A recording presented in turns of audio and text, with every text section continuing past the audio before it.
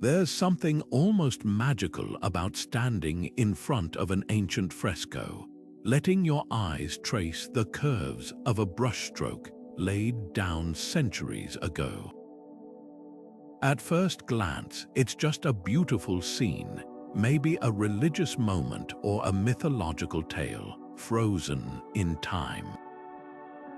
But what if I told you that some of these masterpieces held secrets so dangerous, the artists who created them risked everything to hide them in plain sight?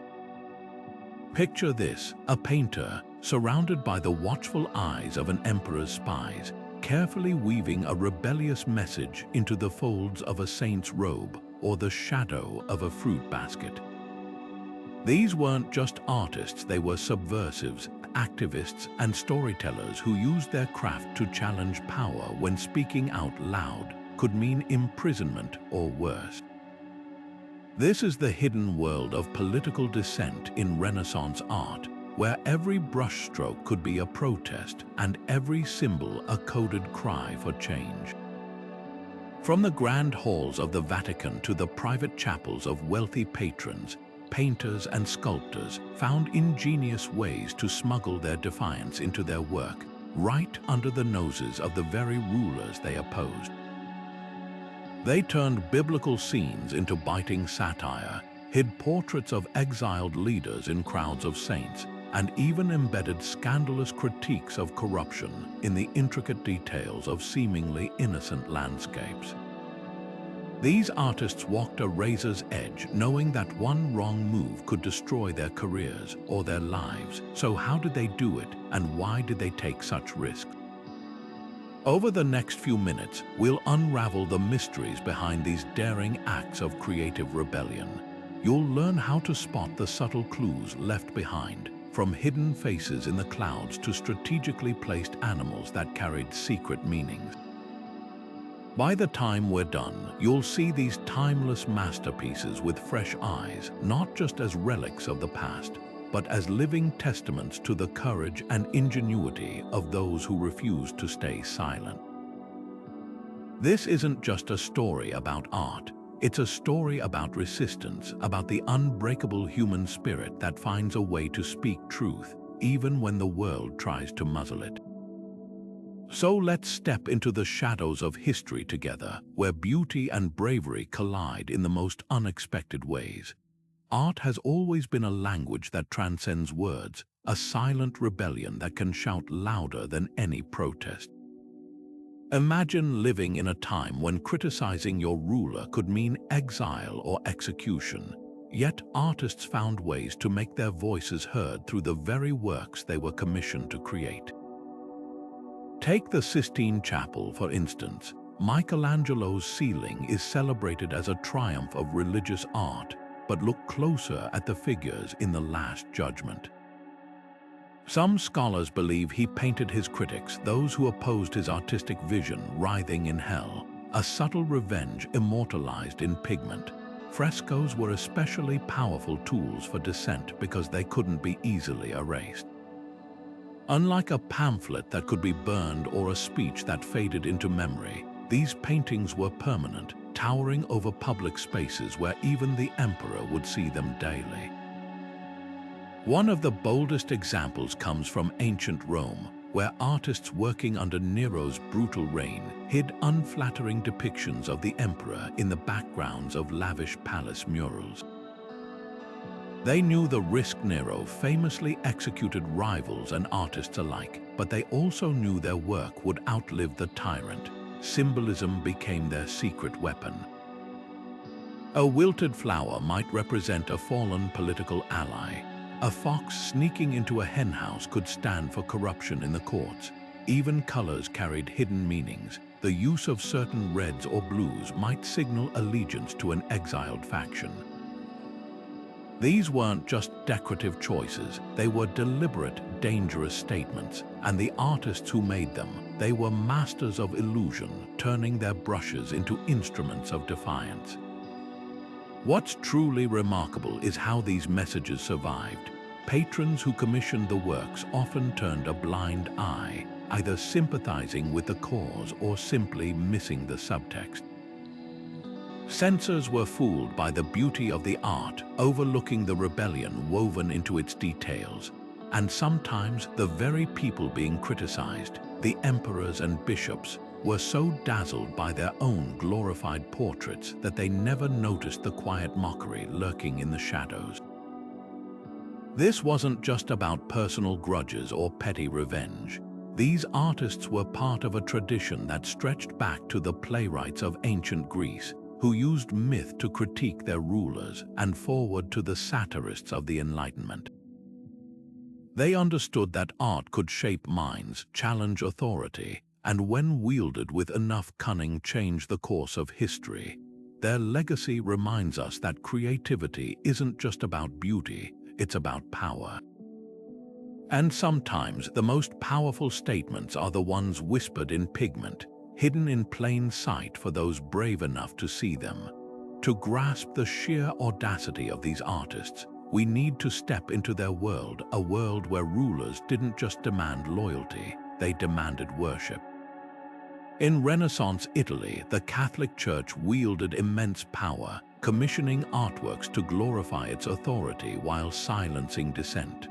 A painter who strayed from approved themes could find themselves barred from future commissions, or worse, branded a heretic.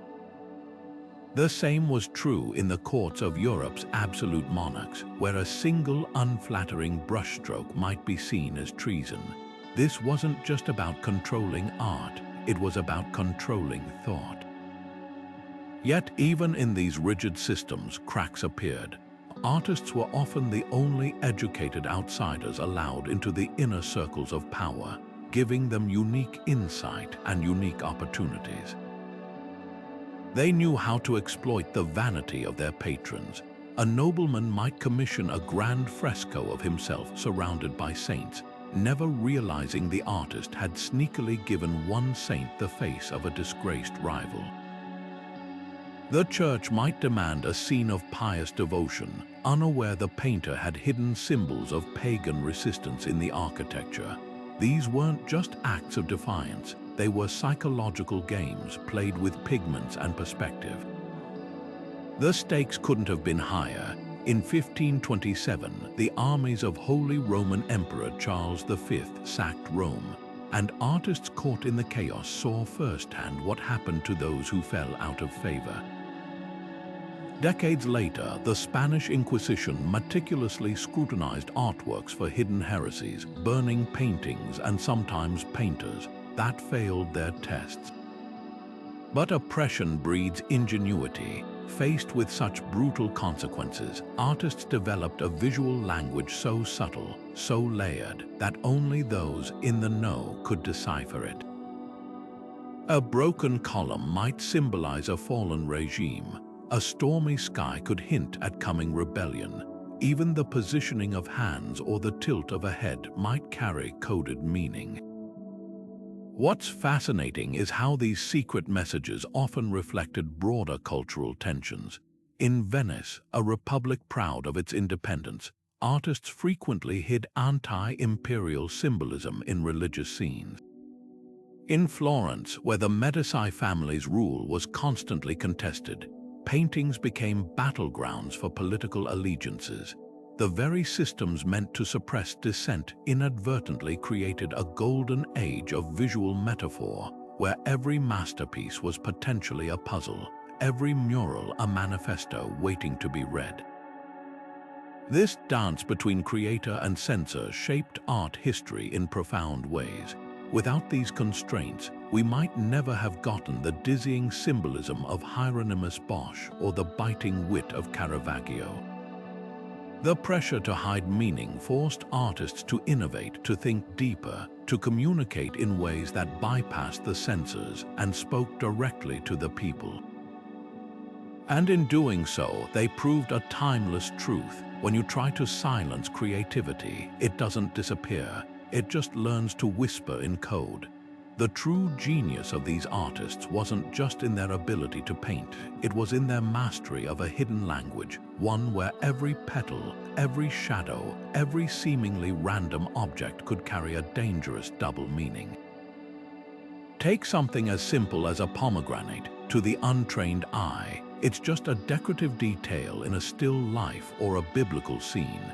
But in the hands of a Renaissance rebel, that split fruit with its bloody seeds might symbolize the fractured state of the church or the spilled blood of political dissidents. Even the direction a figure's gaze was painted could be a quiet act of defiance. A saint looking heavenward might subtly draw attention to a hidden figure in the crowd, a coded tribute to an exiled leader. Animals were especially powerful symbols. A dog could represent loyalty, but place it at the feet of a corrupt bishop, and suddenly it's a biting commentary on hypocrisy. In one notorious case, an artist painting a royal banquet scene included a peacock, a bird associated with vanity perched just behind the king's throne. The court missed the jab, but the public whispered about it for years. And then there were the landscapes where a storm gathering on the horizon might foreshadow rebellion, or a crumbling tower in the distance could hint at a regime's instability. These weren't accidents, they were carefully calculated risks.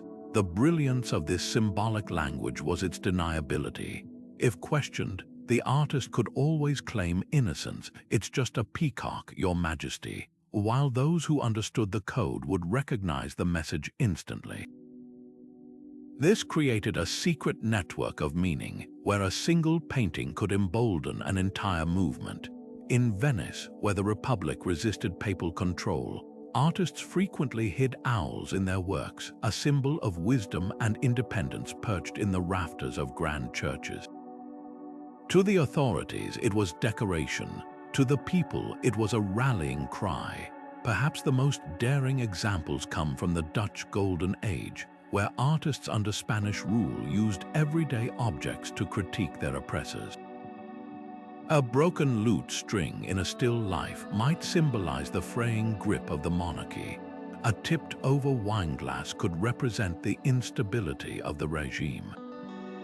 Even the way light fell across a scene carried meaning. Shadows creeping over a map of the Netherlands, for instance, became a poignant metaphor for occupation.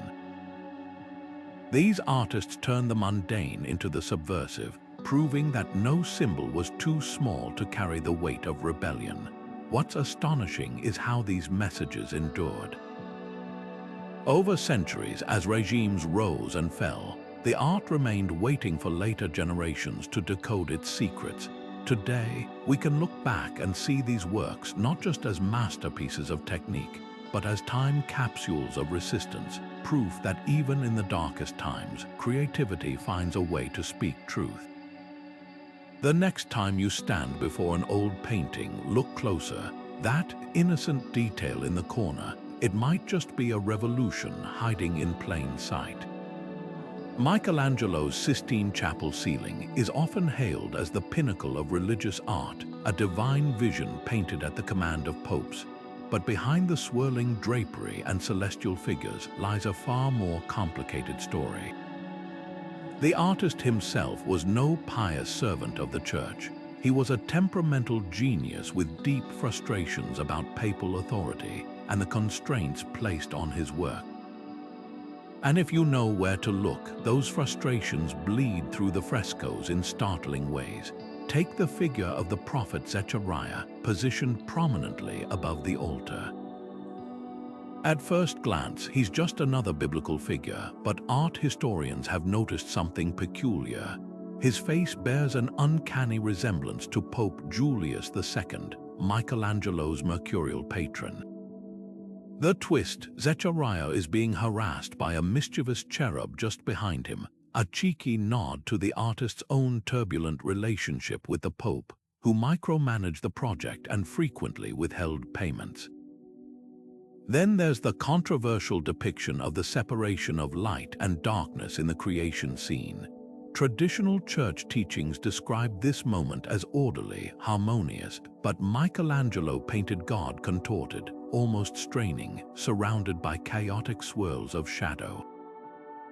Some scholars argue this was a deliberate challenge to the Vatican's rigid cosmology, suggesting creation was messier, more tumultuous than doctrine allowed. Even the ceiling's architectural framework hides secrets. The painted columns and cornices aren't just decorative. They create a hidden geometric grid that subtly undermines the symmetry of the chapel itself, as if the artist was quietly asserting his own vision over the church's rigid architecture. But the most explosive subversions appear in the Last Judgment, painted decades later on the altar wall. Here, Michelangelo filled the fresco with nude figures, a bold choice that shocked church officials. More telling, though, are the faces in the damned. One figure being dragged to hell bears a striking resemblance to Biagio da Sistine, the Pope's master of ceremonies, who had publicly criticized Michelangelo's work. Another damned soul clutches a bag of coins, a none too subtle jab at corrupt clergy who sold indulgences. This wasn't just artistic license, it was revenge in pigment, a chance to settle scores under the guise of divine judgment. What makes these hidden messages so extraordinary is the context. Michelangelo wasn't some obscure rebel working in shadows. He was the most famous artist of his age, laboring in the very heart of papal power. Every brushstroke was scrutinized, every design approved by theologians. Yet he still found ways to weave dissent into the fabric of his masterpiece, proving that even under the tightest control, creativity refuses to be silenced. His ceiling isn't just a celebration of faith. It's a testament to the quiet, relentless power of art to question, to resist, and to endure. Patronage in the Renaissance wasn't just about money. It was a high-stakes game of power, trust, and sometimes shared rebellion. Imagine an artist like Leonardo da Vinci or Titian, dependent on the whims of a wealthy duke or cardinal for survival. One wrong move, one too obvious hidden message, and their entire livelihood could vanish overnight. Yet some patrons weren't just passive benefactors, they were active collaborators in the art of dissent. Take Federico da Montefeltro, the Duke of Urbino, a man who outwardly embodied papal loyalty but privately commissioned works filled with pagan symbolism and subtle critiques of church excess. His palace walls whispered what his diplomacy couldn't say aloud. This delicate balance between survival and subversion created some of history's most fascinating artistic partnerships. A patron might publicly denounce a political rival while privately paying an artist to sneak that rival's likeness into a fresco, eternalized as a villain in a biblical scene. Others, like Isabella d'Este, used their collections to showcase controversial works under the guise of cultural refinement. Her studiolo in Mantua became a safe haven for paintings that would have been banned in public spaces, all because her status granted a veneer of respectability. The unspoken rule, as long as the message stayed just ambiguous enough, everyone could pretend not to notice. But patronage wasn't always protection. For every enlightened ruler who winked at rebellion, there was a Medici or Borgia who demanded absolute flattery. Artists learned to read the room, sometimes literally. Raphael's School of Athens, commissioned by Pope Julius II, glorified secular philosophy in the heart of the Vatican, but only because the Pope saw himself reflected in the central figure of Plato. The same painter working for a less confident patron might have faced consequences for such boldness. The line between artistic license and treason was razor thin, and crossing it could mean exile or worse. What's remarkable is how these dynamics birthed entirely new forms of visual language. When direct criticism was impossible, artists and patrons developed elaborate allegories. A mythological scene of Jupiter overthrowing the Titans might secretly celebrate a recent coup against a tyrant. A portrait of a saint could double as a tribute to an executed reformer, with only a knowing glance between creator and commissioner acknowledging the truth. These works became inside jokes with life or death stakes, where the wealthy elite used their privilege not just to collect art, but to quietly fund resistance. The system was fraught with contradictions. The very people upholding oppressive regimes often bankrolled the art, undermining them, blurring the lines between collaborator and dissident. Perhaps that's why so many hidden messages survived. The powerful couldn't bring themselves to destroy beauty, even when it bit the hand that fed it. In the end, patronage wasn't just a financial transaction. It was a dance of mutual manipulation, where brushes and gold alike became weapons in a silent war of ideas. Artists who dared to smuggle dissent into their work didn't just rely on symbolism, they mastered the science of concealment, turning their technical skills into acts of rebellion. One of their most brilliant tricks was smuggling, a technique where thin, translucent layers of paint were applied over a hidden image, allowing the subversive elements to peek through only under certain lighting conditions. A fresco might look like a pious biblical scene in the dim candlelight of a church service, but when sunlight streamed through the windows at a precise angle, a forbidden political caricature or heretical symbol would suddenly emerge from the shadows. This wasn't just artistry, it was alchemy, transforming light itself into a co-conspirator. Then there were the illusions crafted through perspective. In the hands of a subversive painter, a seemingly innocent crowd of worshippers could hide a portrait of an exiled leader, visible only when viewed from one specific spot in the room, often a vantage point reserved for the artist's allies. The Venetian master Tintoretto was notorious for this, designing entire compositions that shifted meaning depending on where you stood. To the cardinal inspecting the work head-on, it was a dignified religious scene. But to someone lingering at the edge of the chapel, a sly critique of church corruption might materialize in the background, disguised as a servant's gesture or a distorted reflection in a painted mirror. Some artists took even bolder risks with pentimenti, the subtle traces of earlier sketches lurking beneath the final paint. Normally, these were just part of the creative process, but dissidents used them deliberately, leaving mistakes that could be uncovered by later restoration. A saint's robe might conceal an earlier draft where they held a forbidden book, or a bishop's benign smile might overlay a rougher, more sinister expression. These hidden layers became time capsules of dissent, waiting for future generations to scrape away the surface and discover the truth. The most audacious technique, though, was anamorphosis, distorting images so severely they only resolved into clarity when viewed from an extreme angle or with a reflective device. Hans Holbein the Younger's The Ambassadors famously includes a skull stretched across the foreground, invisible until you stand nearly sideways to the painting.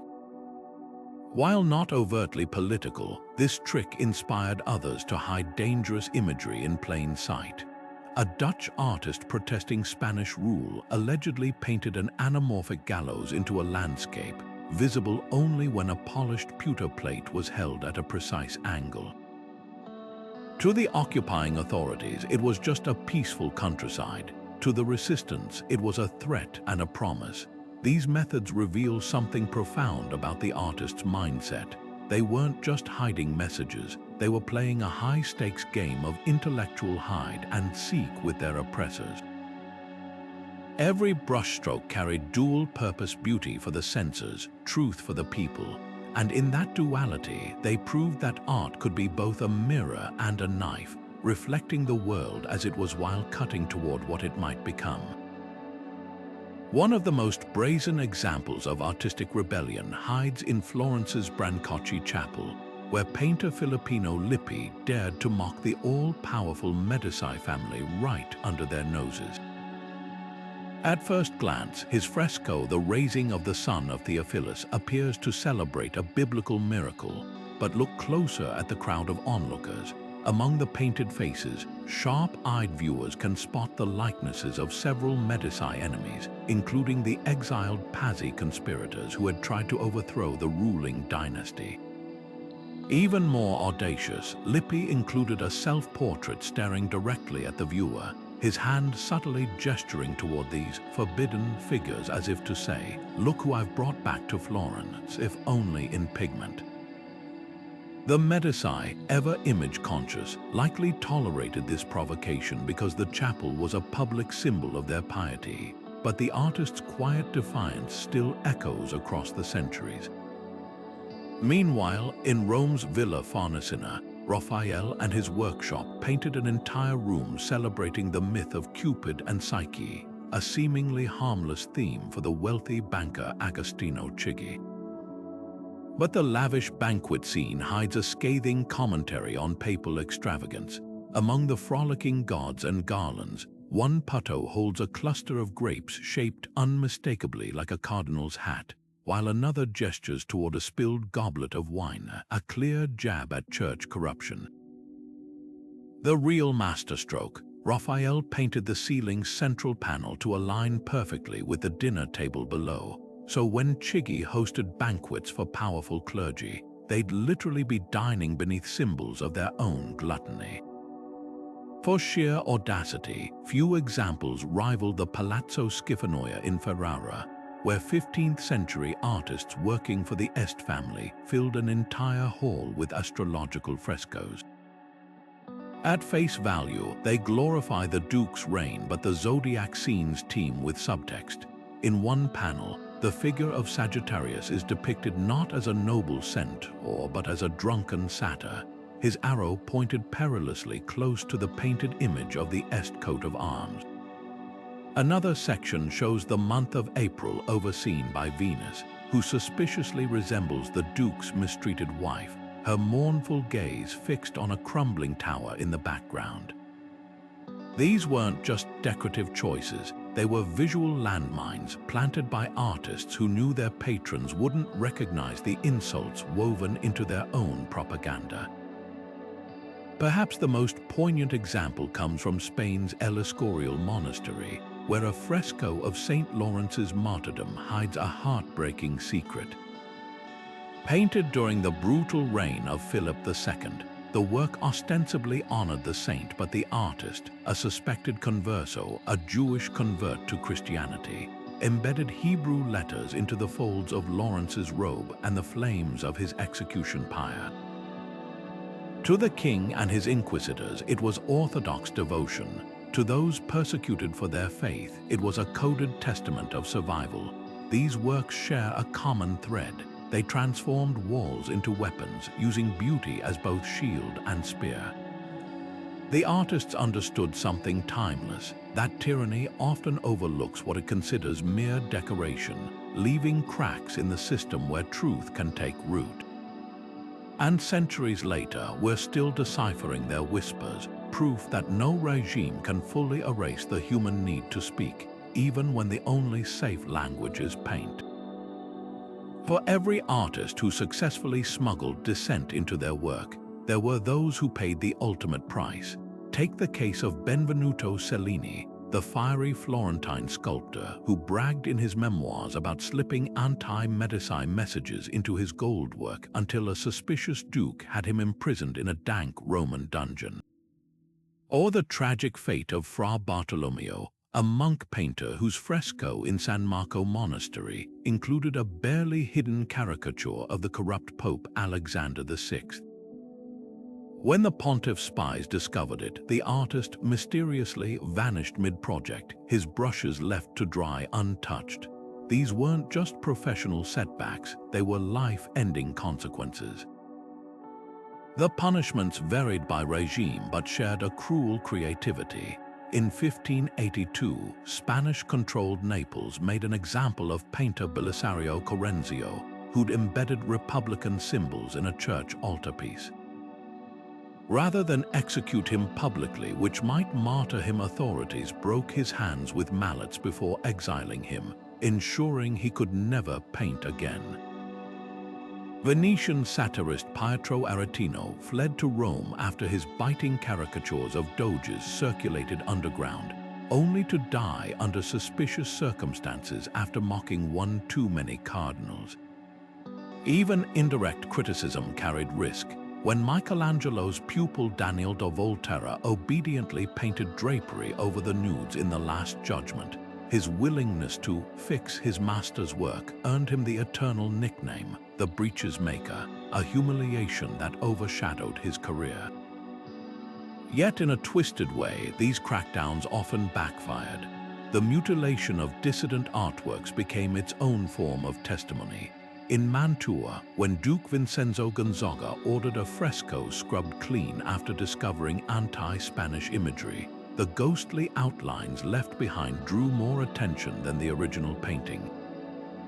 Similarly, the Vatican's attempts to censor Michelangelo's nudes only highlighted their subversive power, turning the alterations into a tourist attraction. Even destroyed works lived on through descriptions in letters and diaries, their lost messages growing more potent in collective memory than they might have been on canvas. What's most revealing is how these failed attempts influenced future generations. Caravaggio, no stranger to controversy, reportedly studied accounts of punished artists before crafting his own coded critiques of church corruption. The broken hands of Correggio inspired the next wave of Neapolitan painters to develop even subtler symbolism, like using the play of light and shadow to suggest resistance. This wasn't just martyrdom, it was an education in survival, with each fallen artist providing lessons for those who followed.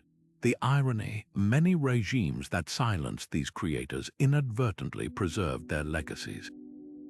Trial records detailing crimes of art now serve as proof of their bravery, while confiscated sketchbooks in archives reveal the ideas too dangerous to paint.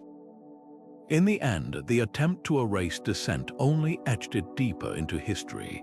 These artists may have lost their freedom, their livelihoods, sometimes their lives, but their willingness to risk everything transformed pigments into protest, ensuring their whispers of defiance would outlast the shouts of their oppressors.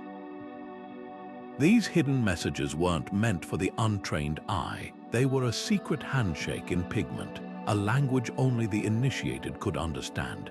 Imagine walking into a church in Renaissance Florence, surrounded by worshippers admiring a fresco of St. Francis. To most, it was just another religious scene, but to a fellow artist, a disgraced politician, or a member of a banned philosophical circle, that same painting might scream rebellion. The key was in the details, the way a bird perched on a withered branch, the unusual color of a saint's robe, or the strategic placement of a crumbling column in the background. These weren't artistic flourishes, they were breadcrumbs left for those who knew how to follow them. Artists relied on layers of cultural knowledge to make their subversion work. A merchant might miss the significance of a particular flower in a still life, but a scholar familiar with ancient Greek texts would recognize it as a symbol of resistance from a banned play. A noblewoman well-versed in heraldry might spot a disguised coat of arms hidden in a tapestry's border, while the court censors saw only decoration. This wasn't just about hiding messages, it was about creating a silent dialogue between creator and viewer, one that bypassed the authorities entirely. The most effective dissident art functioned like an inside joke, harmless to outsiders, explosive to those in on the secret. Certain groups became adept at decoding these visual whispers. Members of underground humanist circles, for instance, could read classical mythology as political allegory.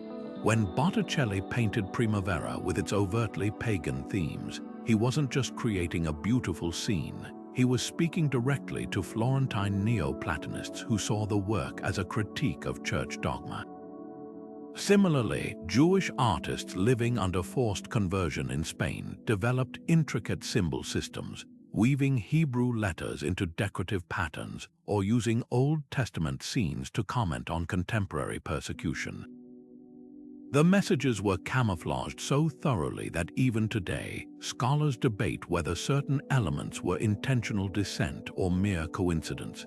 The system had its risks, of course.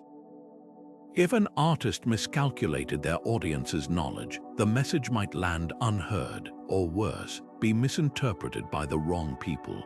There's a chilling account of a German printmaker who hid anti-clerical satire in a seemingly innocent woodcut, only to have his work celebrated by the very bishops he was mocking. The ultimate irony, his critique was so subtle, his enemies proudly displayed it in their palaces, oblivious to the ridicule surrounding them. Yet when it worked, this coded communication created something extraordinary, a shadow network of ideas that transcended censorship. A banned book might be burned, but its themes could live on in a dozen paintings, passed from artist to artist like a visual game of telephone. A fresco in Milan could inspire a tapestry in Brussels, each iteration adding new layers of meaning accessible only to those with the key. This was resistance as an art form, not just in the medium, but in the act of collective interpretation itself. The real masterpiece wasn't any single painting. It was the unspoken pact between creator and viewer, a conspiracy of recognition that turned passive observation into an act of defiance. What's remarkable is how these networks persisted across generations. A symbol banned in one century might resurface decades later, its meaning preserved through oral tradition or sketchbooks passed down in secret. Artists became keepers of this visual vocabulary, teaching apprentices not just how to paint, but how to speak without words. The result was a hidden current of dissent flowing beneath the surface of sanctioned art, proving that even in the most oppressive regimes, there are always those who will find a way to listen and respond. Walking the tightrope between religious and political critique required more than just artistic skill. It demanded an almost diplomatic understanding of power structures. An artist painting in a cathedral might slip anti-papal imagery into a scene of the Last Supper, knowing local priests sympathetic to reform would let it slide, while the same message in a royal palace could mean imprisonment. Consider the case of Andrea del Castagno's Last Supper in Florence's Santa Polonia monastery. At first glance, it follows traditional iconography, but the positioning of Judas, isolated on the opposite side of the table with his face shadowed, mirrors contemporary depictions of the recently exiled Cosimo de' Medici. The monks, many of whom opposed Medici rule, would have recognized the jab immediately, while church authorities saw only biblical narrative. The line blurred further when religious symbols doubled as political ones. A lamb, an innocent emblem of Christ, could become subversive when painted with the colors of a rival city-state.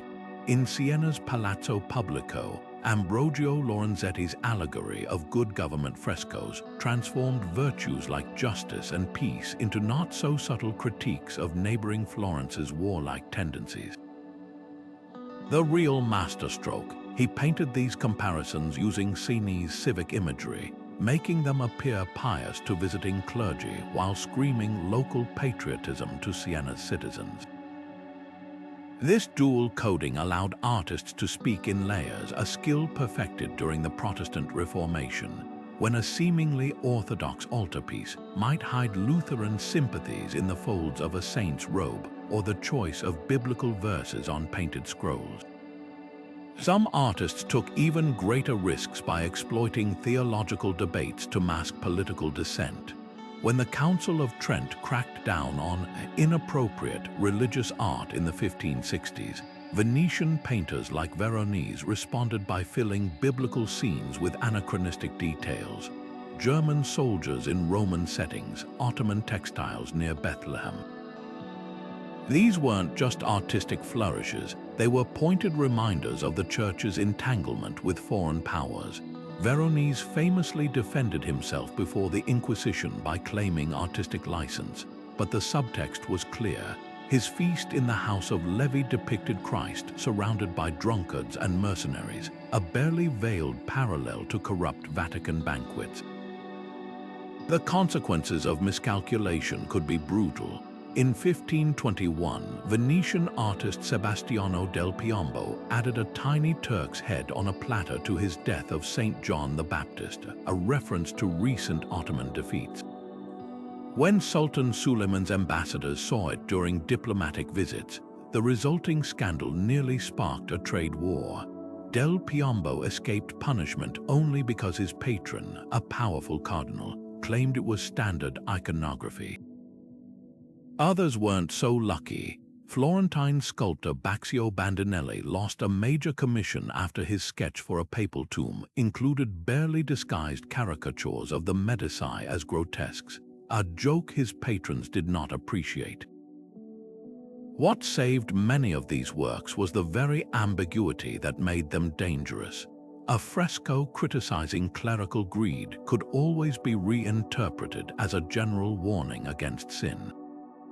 A political jab hidden in a martyrdom scene might be dismissed as artistic eccentricity.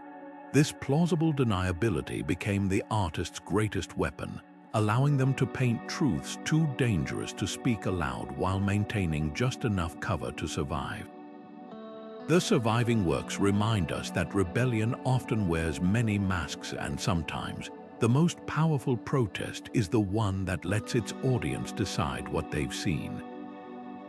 While male artists risked their careers for hidden dissent, women creators faced dangers compounded by the simple fact of their gender. In a world where they were barred from formal apprenticeships, denied access to life drawing classes, and often forced to sign works under male relatives' names, female artists developed even more ingenious methods of resistance.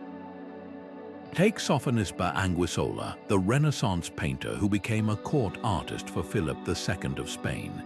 At first glance, her portraits of the royal family seem flattering until you notice how she positioned King Philip's fingers clutching a sword hilt awkwardly, subtly undermining his carefully cultivated image of martial prowess.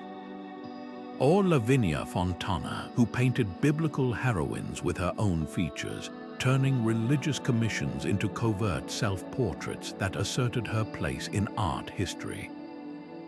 Convents became unexpected hotbeds of feminist expression, where cloistered nuns used devotional art to reclaim agency.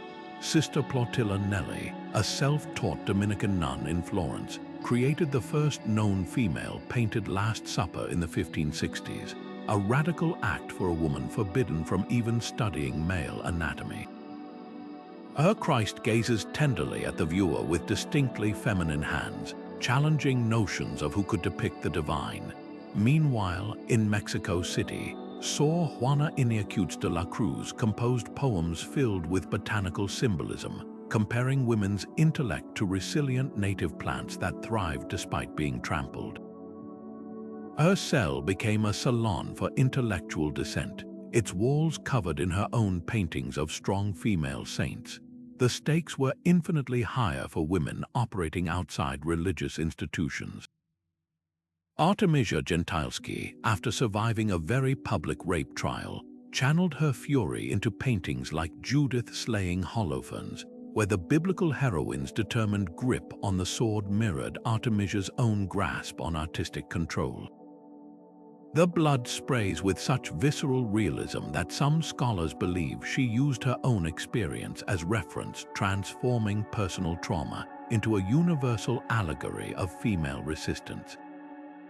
Even seemingly conventional still lifes held subtext. Feed Galizia's meticulously detailed fruit baskets often included overripe peaches or figs split at the seams, a metaphor for the societal pressures threatening to burst women's constrained lives. What makes these works extraordinary is their layered audience. A noblewoman viewing Fontana's Minerva dressing might recognize the artist's face in the mirror behind the goddess, a wink to female solidarity. A literate nun reading Sor Juana's coded verses could decode critiques of patriarchal education. These artists weren't just hiding messages, they were building a visual language for those who'd been silenced, creating a secret network of recognition across convents, courts, and salons. Their brushes became bridges between private frustration and public statement, proving that even when history tries to erase women's voices, pigment persists. The whispers of rebellion painted into Renaissance frescoes didn't fade with the passing of centuries. They evolved, adapting to new canvases and new oppressors. Fast forward to today, and you'll find the same spirit of coded dissent alive in the spray paint of street artists and the pixels of digital creators.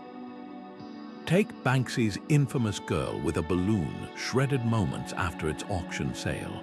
On the surface, it's a simple stencil of a child reaching for a heart-shaped balloon.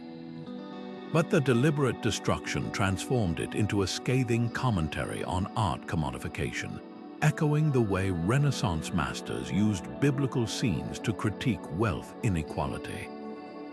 The tools have changed: a can of spray paint instead of tempera, a viral tweet rather than a chapel wall, but the game remains the same. Say just enough to provoke, but leave room for plausible deniability. Street art has become the modern equivalent of those hidden frescoes, with murals serving as public manifestos.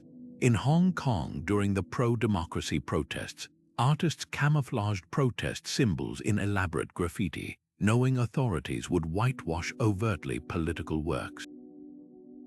A colorful dragon might conceal the umbrella movement's yellow ribbon in its scales. A bustling market scene could hide the faces of arrested activists in the crowd. Like Renaissance painters encoding messages in drapery folds, these creators exploit the same psychological blind spot. Authorities often overlook what they dismiss as mere decoration. Even when censors intervene, the act of erasure itself becomes part of the artwork's power, just as scrubbed frescoes in Medici Florence fueled rumors more effectively than intact paintings ever could. Digital art has taken this tradition into uncharted territory. Today's dissidents use glitch art to corrupt government logos, embed anti-censorship messages in NFT metadata, or create AI-generated portraits that morph into protest symbols when viewed at different scales. During the 2020 Belarusian protests, anonymous designers circulated digital frescoes, online images of classical paintings, altered to include riot police among Roman soldiers or President Lukashenko as a grotesque medieval king. These works spread like wildfire precisely because they mimicked the visual language of authority while undermining it, much like how Renaissance artists subverted religious iconography. The internet's fleeting nature adds another layer. A tweet can be deleted, but screenshots make it immortal. A 21st century version of fresco's surviving regime changes. What connects these eras isn't just the act of hiding messages, but the shared understanding between creator and audience. Just as 15th century Florentines knew to look for Medici critiques in the corners of altarpieces, today's viewers are trained to decode symbolism.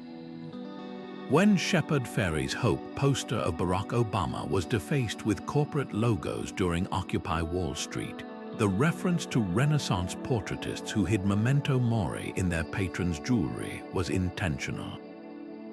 The language of dissent has become a living tradition, passed down not through guilds but through Instagram tutorials and guerrilla art collectives. Perhaps the most striking continuity is the role of technology in this arms race between artist and censor. Where Renaissance painters developed oil glazes to hide subtext beneath layers of varnish, modern creators use encryption and augmented reality. An innocuous street mural might conceal a scannable QR code linking to protest resources. A meme might embed steganographic data revealing coordinates of police brutality incidents. The medium evolves, but the imperative remains to speak truth in ways that outsmart the gatekeepers. From the Vatican's secret archives to blockchain's immutable ledger, the battleground shifts, yet the brush, whether physical or digital, still trembles with the same daring question: how much can I make you see before you realize I've shown it? This unbroken thread from chapel ceilings to city walls proves something profound about human creativity. Oppression may dictate what can be said aloud, but it can never fully control what's whispered in color, in code, or in the quiet spaces between pixels. The artists change, the tools change, but the defiance, that's eternal. Restoration work on old masterpieces isn't just about preserving beauty, it's become a high-tech detective game, uncovering secrets even the artists thought they'd buried forever. Take the case of Veronese's Feast in the House of Levi, a painting that caused such an uproar with the Inquisition for its irreverent details that the artist was forced to alter it. For centuries, scholars assumed those changes were lost to time until infrared reflectography peeled back the layers.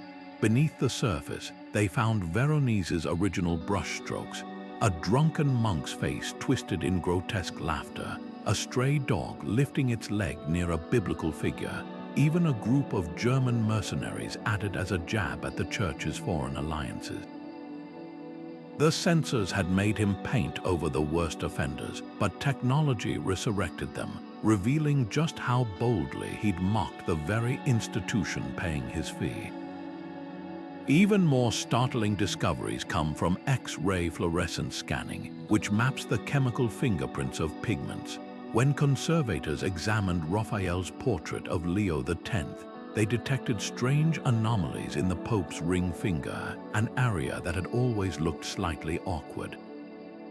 The scans showed Raphael had originally painted the ring slipping off, a subtle hint at the Medici Pope's waning power, but under pressure he'd thickened the finger to make the ring fit snugly.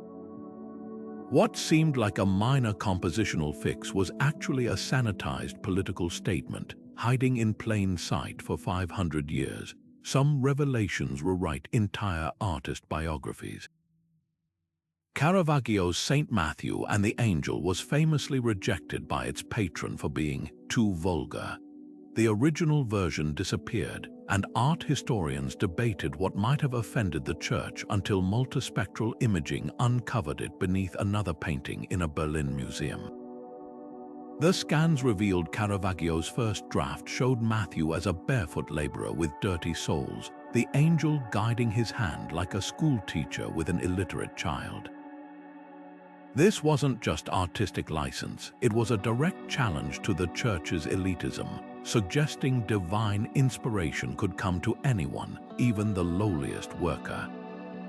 The church didn't just want a revision, they wanted that idea erased. Perhaps the most poignant finds are the personal rebellions hidden beneath layers of varnish. In Diego Velázquez's Los Meninas, conservators using macro photography discovered tiny adjustments to the Infanta Margarita's dress, not for aesthetic reasons, but because the young princess had grown defiant during sittings, refusing to wear the stiff court gown. Velázquez, rather than forcing her compliance, secretly painted her in a simpler dress she preferred, then camouflaged it with glazes to please the king. The truth only emerged when ultraviolet light exposed his initial brushstrokes, a rare moment where an artist didn't just defy power, but protected a child's small act of autonomy. These technological revelations are flipping traditional art history on its head. Works once considered obedient commissions now pulse with subtext, and artists long labeled as establishment figures emerge as cunning provocateurs. The deeper we look, the clearer it becomes. The golden age of art was also a shadow war of ideas, fought not with swords but with turpentine and clever edits. And the most thrilling part, we've only scratched the surface. Every restored masterpiece holds the potential to rewrite history, one hidden brushstroke at a time. There's something electrifying about discovering a secret, especially one hidden in plain sight for centuries. It's not just about the message itself, but the mental gymnastics our brains perform to uncover it. Think of the last time you solved a puzzle or spotted an Easter egg in a movie. That sudden rush of delight isn't accidental. Neuroscientists call it the aha moment, a burst of dopamine that rewards our curiosity. Subversive art taps into this same primal wiring, turning viewers into active participants rather than passive observers. When we lean closer to a Renaissance fresco, squinting at a suspiciously placed animal or an oddly shaped shadow, we're not just looking at art, we're joining a silent conversation across time. This psychological dance explains why hidden messages feel so personal. Unlike overt propaganda or straightforward criticism, coded imagery requires effort to decode, creating a sense of intimacy between artist and audience. It's why Michelangelo's sly digs at the Vatican feel more satisfying than an outright insult. The thrill isn't just in the critique, but in the shared act of recognizing it. Researchers studying effort justification have found that people value discoveries more when they've worked to uncover them. A fresco with a blatant political message might be forgotten, but one that whispers its rebellion. That lingers in the mind, its meaning amplified by the very act of deciphering it. The power of these hidden layers goes deeper than mere puzzles. Psychologists point to pareidolia, our brain's tendency to find patterns even when none exist. This instinct, honed over millennia for survival, makes us hypersensitive to potential meaning in ambiguous details. An artist painting a storm cloud that vaguely resembles a tyrant's face isn't just being clever, they're exploiting our hardwired need to connect dots. This phenomenon also explains why subversive art often sparks debate. What one viewer sees as intentional symbolism, another might dismiss as coincidence. That ambiguity is precisely the point. The artist plants a seed, but it's our brains that make it bloom. What's truly remarkable is how these hidden messages bridge emotional divides. A 16th century peasant might not have understood Latin political treatises, but they could grasp the insult when a painter depicted their corrupt landlord as the money-grubbing Judas in a church mural. By wrapping dissent in familiar religious or mythological imagery, artists bypassed rational resistance and spoke directly to the subconscious. Modern advertising uses similar tricks: subliminal cues, nostalgic colors. But where ads manipulate, subversive art emancipates. It turns viewers into accomplices, granting them the quiet triumph of seeing what power misses. This mental alchemy isn't confined to history. Today's meme culture thrives on the same principles: inside jokes, layered references, images that mean one thing to the masses and another to a select few. The psychology remains unchanged. When we recognize hidden meaning, we don't just consume content, we claim ownership of it. That's why these Renaissance whispers still resonate. They remind us that art isn't just something we observe, it's something we complete, one decoded symbol at a time. Not every hidden brushstroke carries revolutionary intent. Sometimes a wilted flower is just a wilted flower. The world of art history is riddled with passionate debates over what constitutes deliberate subversion versus artistic license or even simple coincidence. Take Botticelli's Primavera. Some scholars point to the melancholic expression of the central grace as proof of the artist's disillusionment with Medici rule, while others argue it's merely an aesthetic choice to balance the composition's energy. The disagreement isn't just academic, it cuts to the heart of how we interpret risk in art. If we see rebellion everywhere, do we dilute the power of genuine defiance?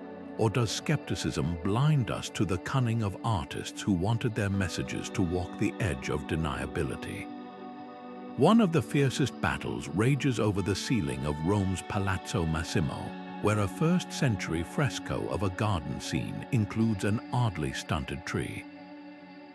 For decades, historians insisted it was a jab at Emperor Nero's failed agricultural policies, until botanical analysis revealed the species naturally grows twisted in rocky soil. Similarly, the much-debated smirk on a figure in Giotto's Lamentation has been called everything from a coded critique of papal greed to a simple artifact of paint degradation. These controversies reveal a tantalizing truth: context is everything. Without the artist's testimony, we're left reading tea leaves in pigment, projecting our own hopes and biases onto the past. The debate turns especially heated when politics enter the frame. In Velázquez's Los Meninas, the mirror reflecting the king and queen is slightly blurred, a detail some interpret as commentary on Spain's waning power. Detractors counter that the distortion was unavoidable given the mirror's placement in the composition. Both sides marshal compelling evidence: the artist's known frustrations with court life versus his meticulous attention to optical realism. What makes these arguments so gripping is their stakes. If Velázquez did embed dissent, it transforms the painting from a royal tribute to a quietly explosive act of defiance. But if not, we risk turning nuanced artists into one-dimensional rebels, flattening their complexity to fit modern narratives. Perhaps no dispute captures this tension better than the hidden gallows in Bruegel, The Elders, the Harvesters. For years, guides claimed the faint lines in the distant sky depicted an execution scaffold, a veiled threat to the Spanish rulers of the Netherlands. Then infrared imaging proved the marks were merely cracks in the wood panel. Yet even this revelation didn't settle the matter. Some still argue Bruegel chose to incorporate those cracks symbolically. This push and pull between intention and accident forces us to confront an uncomfortable question. In our eagerness to find resistance, are we sometimes inventing it? What keeps these debates alive is their relevance beyond art history. They mirror contemporary struggles to interpret satire, protest, and even social media posts under repressive regimes. When is a meme just a meme, and when is it dissent? The Renaissance artist's greatest trick might have been creating works so richly layered that 5 centuries later, we're still arguing over what they really meant, ensuring their voices never stop being heard, even if only in whispers of speculation. That cracked fresco in an abandoned chapel or that faded mural in a forgotten palace, they're more than just relics. They're time capsules pulsing with voices that refuse to be silenced. When a Renaissance artist tucked a caricature of a greedy bishop into the crowd scene of a Last Supper, they weren't just mocking their own era's corruption. They were sending a bottle into the future with a note inside: "We saw what you're seeing now." And centuries later, when we stand before that same peeling plaster, the recognition hits like a thunderclap. The specifics change, the names of tyrants, the currencies of bribery, but the human patterns, those stay painfully familiar. Take the allegory of good and bad government in Siena's town hall, painted by Lorenzetti in the 1300s. On one wall, a thriving city where commerce flows and dancers twirl in the streets. On the opposite wall, decay. Buildings crumble, markets stand empty, and a lone figure labeled tyranny glowers from his throne. The message to 14th century Sienese citizens was clear. This is what happens when power goes unchecked. But step into that room today, and the fresco speaks directly to 21st century struggles. The hollow eyes of Lorenzetti's impoverished figures mirror those in modern newsreels from war zones. The smug grin of his tyranny, you've seen it in boardrooms and political rallies. The genius lies in how the artist distilled universal truths into pigment truths that outlive empires. Some connections are startlingly precise. In the Vatican's stanza della Signatura, Raphael painted the expulsion of Heliodorus, a biblical scene where heavenly horsemen chase a thief from the temple. To Pope Julius II, it flattered his image as a defender of church wealth. But Raphael, ever the subversive, included contemporary figures in the crowd: Swiss guards, the Pope's mercenaries looting the temple themselves. Fast forward 500 years, and the scene could illustrate any modern corruption scandal where those sworn to protect become the predators. The players wear different uniforms, but the game hasn't changed. What makes these works truly timeless isn't just their critiques, but their coded optimism. Hidden in the darkest frescoes are always glimmers of hope, a child reaching for light in Caravaggio's The Calling of St. Matthew, a single uncorrupted judge in Giotto's Last Judgment.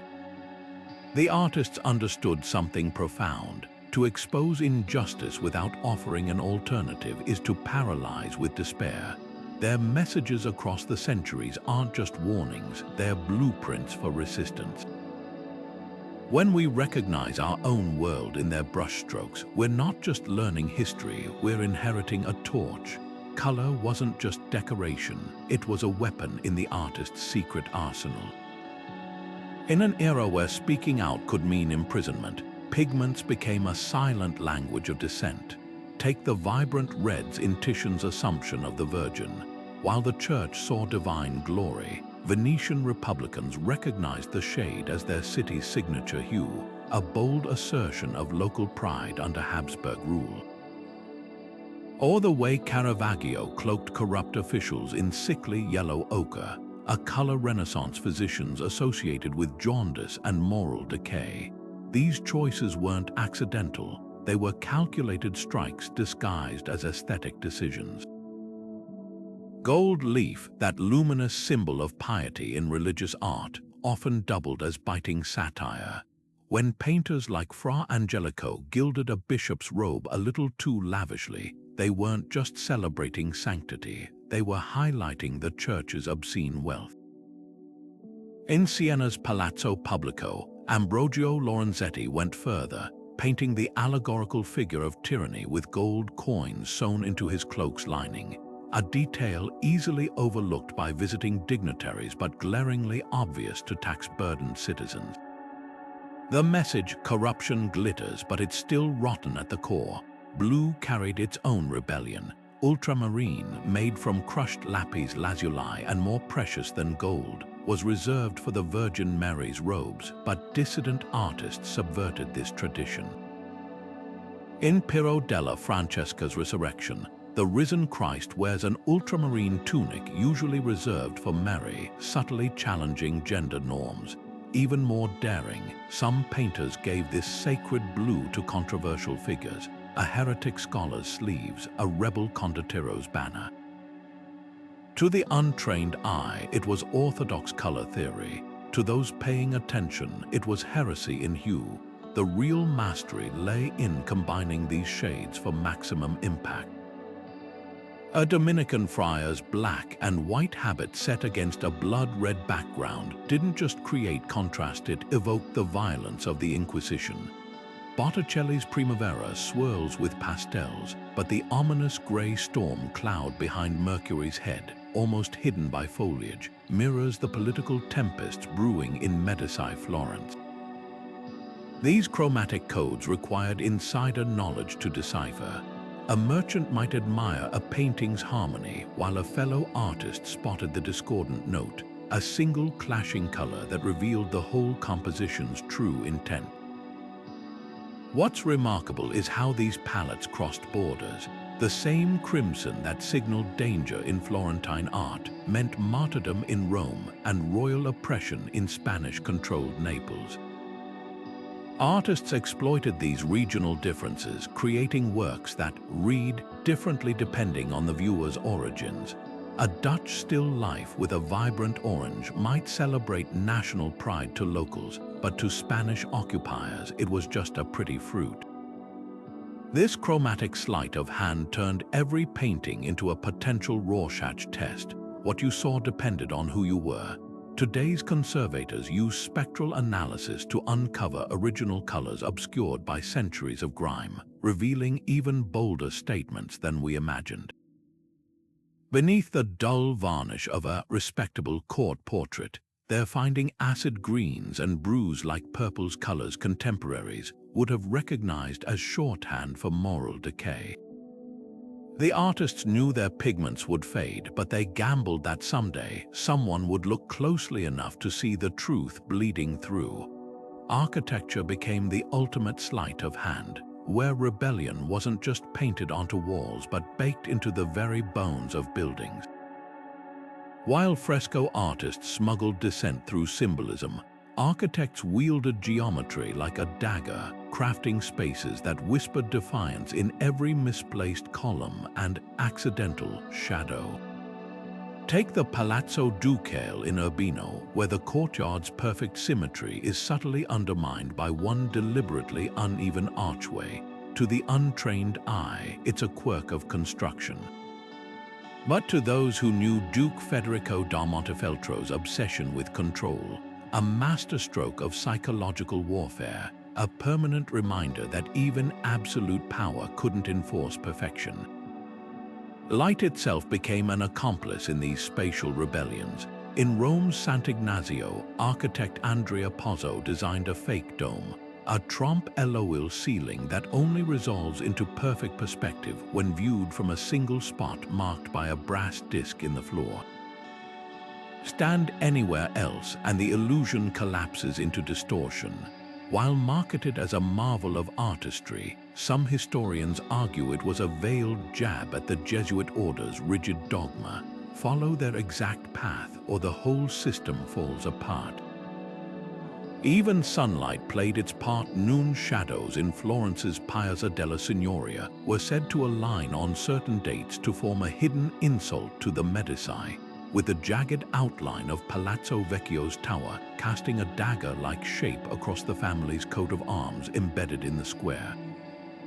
The boldest statements often hid in structural mistakes. Venetian builders facing strict height regulations for noble palaces devised a workaround. They constructed hidden mezzanines, invisible from the canal but bursting with smuggled living space behind ornate facades. In Milan, the seemingly random asymmetry of Santa Maria Presso San Satiro's apse isn't an error, it's an optical illusion by Bramante, who compressed the choir into a shallow relief painting when the church ran out of room, thumbing his nose at physical and artistic constraints alike. These weren't just clever solutions, they were middle fingers in marble, proving creativity could outmaneuver even the most oppressive decrees. Sacred spaces held particularly audacious secrets. The floor labyrinth of Chartres Cathedral, meant to symbolize spiritual pilgrimage, was also a sly nod to heretical Gnostic traditions suppressed by the Church. Spanish architects under Muslim rule built churches with hidden mihrab niches pointing toward Mecca, preserving Islamic prayer directions beneath Christian altars. Even monastery cloisters became canvases for dissent. One Cistercian abbey in Portugal features carved capitals where monks sneakily depicted their abbot as a donkey, his long ears peeking through foliage meant to showcase biblical scenes. What makes architectural subversion so potent is its permanence. A fresco could be whitewashed, a pamphlet burned, but dismantling a defective column or altering a building's alignment risked revealing the very mockery the patron hoped to erase. These structures stand as stone-cold proof that when you try to silence dissent, it doesn't disappear, it just gets built into the foundations, waiting for someone to notice the cracks in the facade. The hunt for hidden meanings in art wasn't a one-sided game. It sparked an arms race between creators and censors that shaped entire artistic movements. Authorities employed theologians, scholars, and even rival artists as iconographic inspectors, whose sole job was to scrutinize paintings for heresy or sedition. These weren't just bureaucrats, they were skilled interpreters of symbolism, trained to spot a disgraced politician's face in a crowd of saints or recognize forbidden Pythagorean geometry in architectural details. In Venice, the Council of 10 kept detailed dossiers on suspect artists, noting recurring motifs like owls or broken columns that might indicate anti-government sentiment. The Vatican's Office of Sacred Imagery even developed a handbook listing problematic symbols from pomegranates associated with pagan fertility, right to snails allegedly mocking the Church's slow reforms. Yet the very systems meant to suppress dissent often fueled its evolution. When Spanish inquisitors began targeting paintings with indecorous biblical scenes, artists responded by developing double narratives compositions that could pass orthodox inspection while telling a subversive story to those who knew how to look. A classic example is Tintoretto's Last Supper in San Giorgio Maggiore, where the traditional scene hides a shocking detail. Judas sits isolated not because of his betrayal, but because he's dressed as a Spanish tax collector, his money bag spilling coins onto the floor. The Venetian censors approved it as pious. The city's oppressed working class saw it as a rallying cry. The stakes of this cat-and-mouse game were existential. In 1589, Roman authorities publicly burned Giulio Romano's erotic frescoes in the Palazzo del T, not just destroying the art, but scraping the plaster from the walls to erase any trace of the offending images. French King Louis XIII's agents once arrested an entire workshop after discovering preliminary sketches that caricatured his limp in a Saint Sebastian martyrdom scene. Even accidental ambiguity could prove deadly. When Florentine artist Jacopo Pontormo painted a deposition with unusually androgynous angels, he narrowly avoided heresy charges by claiming the figures were divinely beyond gender. What's fascinating is how censorship tactics backfired over time. The more authorities cracked down on obvious symbolism, the more sophisticated artists' coding became. After the Council of Trent banned inappropriate religious art in the 1560s, painters like El Greco began using compositional subversion, arranging traditional elements in ways that undermined their meaning. His purification of the temple places Christ off-center, his gesture of wrath mirrored by a money changer's defensive stance, creating visual equivalence between divine justice and human desperation. Church inspectors saw orthodoxy. Sharp-eyed viewers recognized a critique of ecclesiastical hypocrisy. This high-stakes chess match between creator and censor reverberates today. Modern conservators using infrared reflectography have uncovered countless corrected details in masterpieces: angels painted over with fruit bowls, political figures transformed into harmless bystanders. Each alteration tells a story of an artist walking back their boldness under pressure, then perhaps sneaking the rebellion elsewhere. The censors may have won battles, but the war of ideas continued in brushstrokes too subtle for their handbooks to catch. In the end, their greatest failure was underestimating art's most subversive power, the ability to make people look twice. The frescoes will never see haunt art history like ghost stories. For every coded masterpiece that survived, countless others were scrubbed into oblivion, not by time's gentle erosion, but by the deliberate hands of censors. Take the infamous Sala dei Giganti in Mantua's Palazzo T, where Giulio Romano painted the Olympian gods overthrowing tyrannical giants. The scene thrilled his patron, Duke Federico Gonzaga, until someone pointed out the giants bore uncomfortable resemblances to Habsburg rulers. Within weeks, entire sections were whitewashed, leaving only fragments where a giant's anguished face peers through the destruction. Today, ultraviolet imaging reveals the full composition beneath the plaster, a banquet of rebellion frozen mid-erasure. Some losses cut deeper because we know exactly what was taken. Chroniclers described a now-lost fresco in Florence's Palazzo Vecchio, showing the exiled Dante Alighieri towering over cowering politicians, painted by an artist who later vanished from records. In Rome, a satirical mural mocking Pope Paul IV's greed was documented by diarists before the pontiff had it chiseled off the wall, along with the artist's right hand. These aren't just missing artworks, they're cultural wounds, reminding us how thoroughly power could rewrite visual history. Even surviving sketches hint at unimaginable boldness. A preparatory drawing for Botticelli's Mystic Nativity shows an early draft with armed angels battling demons in the margins, a far cry from the tamer version that survived. Was this his original vision, softened under pressure, or did he paint the radical version elsewhere, only to have it destroyed? The uncertainty stings.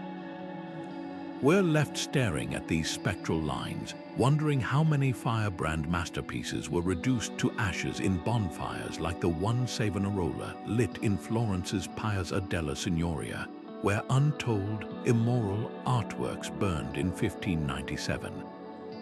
The most haunting gaps are the ones we can't measure. How many women artists already marginalized in their era had their subversive works dismissed as amateurish and left to rot in convent storerooms? What coded critiques by enslaved or indigenous artisans were destroyed as colonial powers reshaped cultures? A handful of tantalizing clues remain, like the report of an Aztec mosaicist embedding anti-Spanish symbols into a cathedral's floor tiles, later pried up by suspicious friars. These silent absences shout louder than any surviving painting. Yet in their erasure, these lost works achieved a perverse immortality. The very act of destroying them often drew more attention than the originals ever would have. When Napoleon's troops looted Venice in 1797, they famously overlooked Carpaccio's cycle of St. Ursula, but made a show of burning a politically charged altarpiece by Giovanni Bellini in Piazza San Marco. The spectacle turned the painting into legend, with locals passing down descriptions of its treasonous details for generations. Sometimes, the attempt to silence art only amplifies its voice across centuries, proving that even vanished brushstrokes can leave indelible marks on history's canvas. The urge to resist through art didn't fade with the Renaissance, it simply found new canvases. Under Stalin's regime, Soviet artists mastered the art of doublespeak in their work. A seemingly heroic poster of factory workers might hide a subversive detail, the smokestacks forming a subtle hammer and sickle, not for glorification, but to mock the state's empty promises of industrial utopia. Meanwhile, in Nazi-occupied France, Picasso turned his studio into a silent battleground. His sculpture head of a bull, crafted from a bicycle seat and handlebars, wasn't just avant-garde, it was a middle finger to fascist demands for pure classical art, proving creativity could weaponize even scrap metal. Today's dissidents wield pixels where painters once used pigments. In Belarus, during the 2020 protests, anonymous designers reimagined Soviet-era mosaics as digital memes, replacing communist slogans with anti-regime rallying cries. The images spread like wildfire precisely because they mimicked state-approved aesthetics while gutting their meaning, a tactic straight from the Renaissance playbook. Even street art has evolved into a high-stakes game of cat and mouse. In Hong Kong, protesters used Lennon Wall's collages of sticky notes to bypass surveillance. Each note seemed innocuous alone, but together they formed scathing critiques, vanishing before authorities could dismantle them, just as frescoes were whitewashed centuries ago. The tools have changed, but the psychological warfare remains eerily familiar. AI ways dropping a Han Dynasty-urn photographs didn't just shock the art world, they mirrored the defiance of Renaissance sculptors who chiseled forbidden faces into church altars. Both acts forced viewers to confront what happens when cultural heritage collides with rebellion.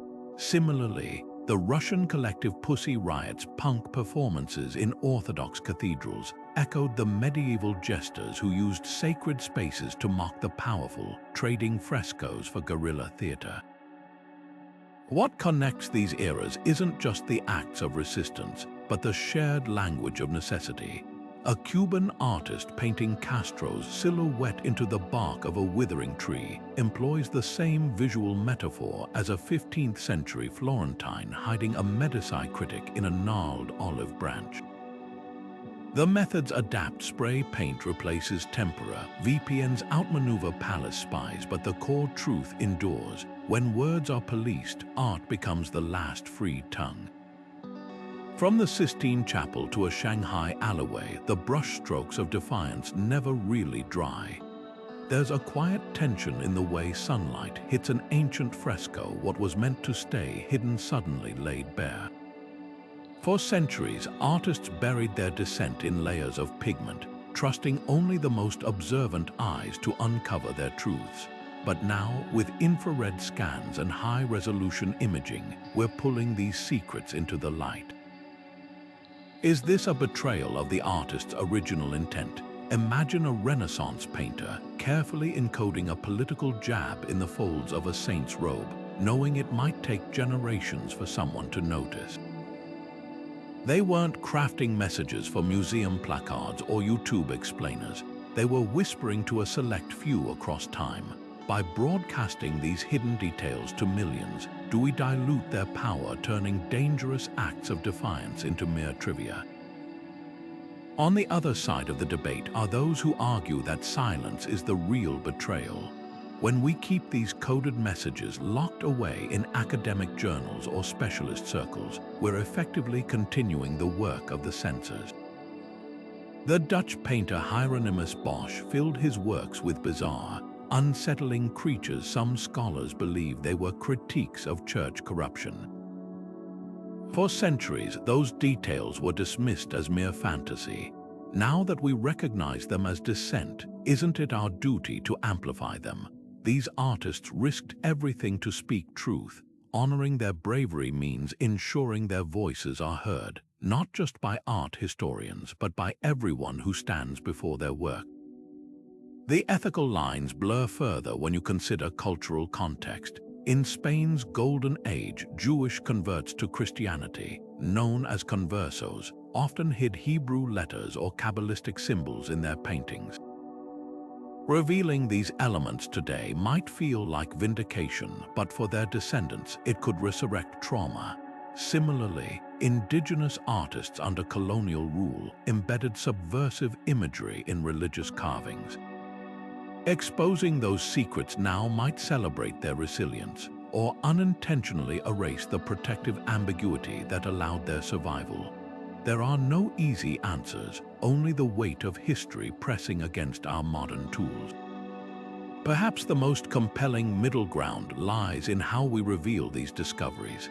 Instead of bluntly announcing, "This is a protest against the Medici," we might guide viewers to see for themselves, pointing out the odd placement of a dagger, the unusual wilt of a flower, letting the revelation unfold as the artist intended. Technology can be a bridge, not just a spotlight. Multispectral imaging might uncover hidden sketches, but displaying them as ghostly overlays preserves the thrill of the hunt. After all, the magic of these messages was never just in their content. It was in the electric moment of recognition, the shared glance between artist and viewer across centuries. This debate isn't just about art history, it's about how we handle truth in any era. Do we pry open every secret in the name of knowledge, or do we respect the boundaries of those who risked everything to hide them? The frescoes won't judge us either way. They'll keep their secrets and their silence just as they always have. Let's put your sharpened eyes to the test with a little challenge here, because spotting hidden rebellion isn't just for art historians anymore. First up, Hans Holbein the Younger's The Ambassadors. At first glance, it's a lavish portrait of two powerful men surrounded by scientific instruments, but look closer at that strange, elongated shape stretching across the foreground. Tilt your head and suddenly a human skull snaps into focus. This wasn't just a clever trick of perspective, it was a silent sermon on mortality, a reminder that even the mighty fall. Holbein knew his patrons couldn't object to a memento mori, but positioning it to only reveal itself from an extreme angle, that was his quiet rebellion against their vanity. Next, take a careful look at Diego Velázquez's Los Meninas. The Infanta Margarita takes center stage, surrounded by attendants, but something's off about the mirror on the back wall. It reflects the king and queen, yet their images are eerily blurred. Was Velázquez simply bad at painting mirrors? Unlikely. Some scholars argue this was his sly commentary on the Spanish monarchy's fading power, a visual whisper that their reflection, their legacy, was already slipping out of focus. The real masterstroke, he painted himself standing boldly at his canvas, as if to say the artist's vision would outlast the rulers in the glass. Now, let's zoom in on Jan van Eyck's Arnolfini portrait. The convex mirror between the couple shows two mysterious figures in its reflection, one likely being Van Eyck himself. But the real subversion hides in the chandelier. A single candle burns above the groom's side, while the bride's side sits dark. In an era when marriage contracts were business deals, this tiny detail might have hinted at the husband's dominance or the artist's critique of it. Van Eyck signed his name above the mirror with a flourish, positioning himself not just as a painter, but as a witness to the scene's unspoken tensions. For a real challenge, examine Artemisia Gentileschi's Judith slaying Holofernes. The blood sprays with shocking realism, but the true rebellion isn't in the gore, it's in Judith's muscular arms and determined grip, modeled after Artemisia's own. After surviving a public rape trial, she transformed her trauma into a manifesto. Women weren't just victims, but agents of their own justice. Every brushstroke screamed what society wouldn't let her say aloud. So how many did you catch? Whether you spotted one or all four, you're now part of an ancient tradition, the act of looking deeper, questioning the surface, and hearing the whispers of those who painted their truths in code. The real quiz begins every time you stand before a masterpiece, wondering what secrets still wait in the shadows. Time is the most ruthless censor of all, eroding pigments, flaking plaster, and fading secrets into oblivion. Across Europe, frescoes that survived wars, purges, and deliberate defacement now face their quietest enemy, decay. In a dimly lit chapel in Umbria, restorers inch across scaffolding like surgeons, stabilizing a 14th century scene of the Nativity. To the untrained eye, they're preserving a religious masterpiece, but their microscopes reveal something more. A shepherd's face carefully repainted to resemble a local rebel leader, his defiant grin hiding beneath centuries of grime. Every flake of plaster they reattach is a political statement salvaged from the past. The challenges are staggering.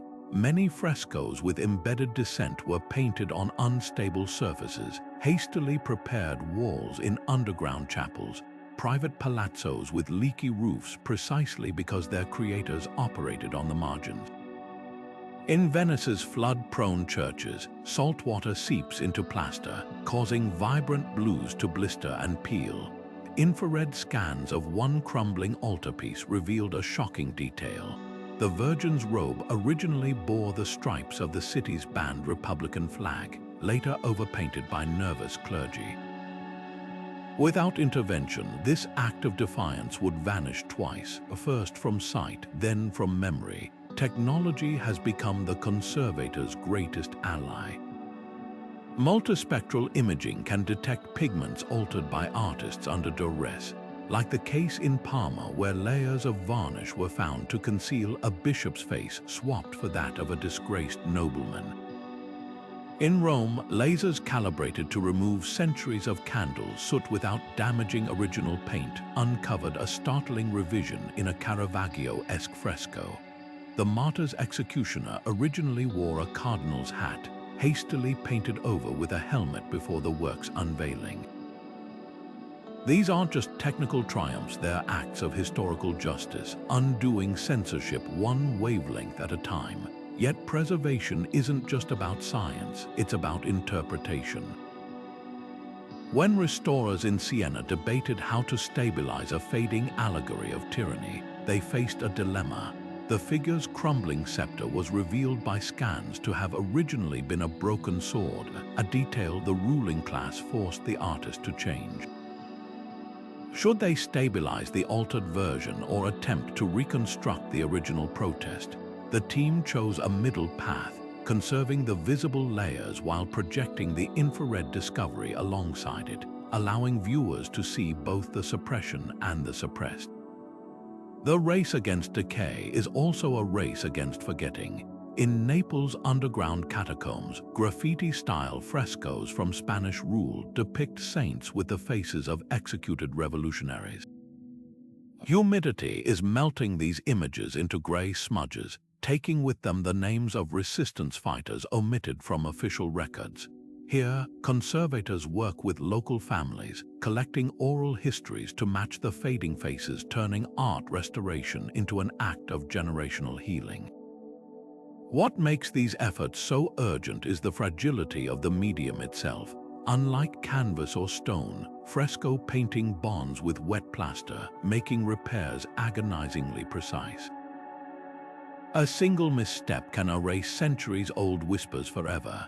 But when done right, as in Padua's Scrivener's Chapel, where a restored fresco revealed merchant guild members subtly flipping coins at a depiction of Judas, the payoff is electric. Suddenly, a forgotten act of everyday resistance flickers back to life, bridging centuries between the boldness of those who painted truth and those determined to keep it visible. The true power of this work lies in its ripple effects. When conservators in Florence saved a crumbling lunette in a former prison chapel, they uncovered something unexpected: tiny pinpricks in the plaster forming constellations. Further study showed these marked the night sky on the date of a famous escape attempt, a celestial map disguised as decoration. Now preserved, this hidden guide offers not just a story of past defiance, but a masterclass in how art can turn even prison walls into pathways to freedom. The whispers of defiance left by these artists didn't vanish when the paint dried. They seeped into the foundations of history itself. Every coded symbol, every hidden face, every carefully placed shadow was a gamble that future generations would care enough to look. And here we are, centuries later, piecing together their bravery like detectives reconstructing a crime scene. That's the extraordinary power of what they left behind. Their rebellion wasn't just for their time, but for all time. They understood something essential: that oppression thrives on silence, and art is the antidote. A fresco might flatter a pope or glorify a king on its surface, but beneath the gold leaf and pious expressions, it could carry truths too dangerous for speech. Take the way Michelangelo's Last Judgment still sparks debate today. Was that really his critic Biagio da Cesena writhing in hell, or just a coincidence? The fact we're still arguing proves his victory. He turned the Vatican's own walls into a battleground of interpretation, knowing full well that ambiguity would keep the conversation alive long after his brushes were still. The same goes for Artemisia Gentileschi's visceral depictions of biblical heroines. Her paintings didn't just challenge 17th century misogyny. They became rallying cries for feminists rediscovering her work in the 1970s. These artists planted time-release capsules of dissent, trusting that the right eyes would eventually find them. What's even more remarkable is how their tactics became a blueprint for resistance across disciplines. The suffragettes who sewed coded messages into their banners, the Cold War-era composers who hid anti-Soviet motifs in symphonies, even modern journalists embedding data in pixel patterns, all are heirs to this tradition. The Renaissance masters didn't just leave us pretty pictures, they left us an operating manual for speaking truth when the world tries to muzzle you. Their greatest lesson: subversion works best when it's beautiful enough to be preserved, layered enough to be deniable, and bold enough to resonate across centuries. So the next time you visit a museum or scroll past a classical painting online, pause for a moment. That ordinary religious scene or portrait might be anything but. Look for the odd detail that doesn't quite fit the saint with a contemporary politician's smirk. the too vivid red of a martyr's blood, the shadow that forms a forbidden shape when sunlight hits it just right. You're not just observing art, you're becoming part of an unbroken chain of witnesses, the latest in a long line of people who refuse to take power at its word. And who knows, maybe someday, centuries from now, someone will stand before a surviving fragment of our era's Dissent, a protest mural, a meme, a graffiti tag, and feel that same electric jolt of recognition across the ages. The mediums change, but the message remains. Creativity plus courage equals immortality. Now it's your turn. What hidden rebellions have you spotted in art, old or new? Drop your discoveries in the comments. Let's keep this conversation alive. And if you're hungry for more stories of history's quiet revolutionaries, hit subscribe. The past has plenty of secrets left